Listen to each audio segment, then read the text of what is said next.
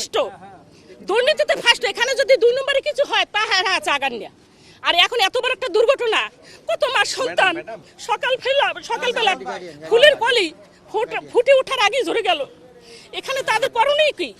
School পক্ষ থেকে টিচারেরা সবসময় থাকবে আমাদের সাথে, হ্যাঁ, এবং আবার সরকারি পক্ষ থেকে থাকবে, আমরা জনগণ থাকবো, সবাই থাকবো। এখানে আমার বাচ্চা পরে মাইলস্টোন এসএসসি পরীক্ষা দিয়েছে ভাই, আমি ভর্তি করার জন্য আসছিলাম পরশুদিন, 15 মিনিট আগে ওখান থেকে বের হয়ে গেছি। এই যে ওই ভাইয়ের নাম জানি কি, যে জায়গা সরার বার কেসে কথা বললে গেছি, বাসায় যেতেও পারিনি। আমার 12 নম্বর সেক্টর 11 নম্বর যাওয়ার রিস্কে দিয়ে পা দেবো, এর মধ্যে একটা কল গেছে, এক ভাবি ফোন দিয়েছে যে ভাবি মাইলস্টোনে নাকি। আমি এই তো মাত্র আসলাম, এই গাড়ি নিয়েই আসছি ভাই। কিয়ামত কয় কি রে, জীবনে শুনছে যে কিয়ামত ঘটবে মারা যাওয়ার পর।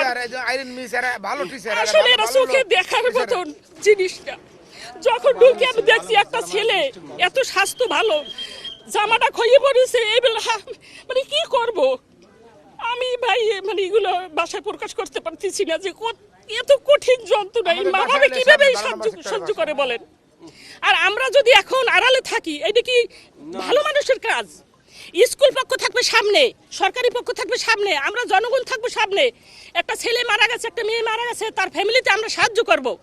কত কিছু দরকার। আমার ছেলেটার এই হাত আর এই পা মানে জ্বলে গেছে, যদিও পাস করে বেরিয়েছে এখান থেকে, কিন্তু দৌড়ে এসে উদ্ধার করার জন্য আসছে। আর এখন দেখেন হাসপাতালে, এখন আমি কালকে হাসপাতাল থেকে নিয়ে আসছি। কালকে এই যে আমাদের বরিশালের লাশটা বের করে দিল, ছেলের নাম কি, তার বাবা বলল যে কেউ একটু খোঁজ খবরও নিল না। এখান থেকে একটা গাড়ি দেওয়া উচিত ছিল না স্কুল পক্ষ থেকে? একটা বরিশালে একটা লাশ নিয়ে গেলে আসতে 10,000 দায়িত্ব 10,000, এবং সরকার পক্ষ থেকে আসবে না, দুনো পক্ষ থেকে। ওনরা অ্যাক্সিডেন্ট করছে আর এখানে হয়েছে।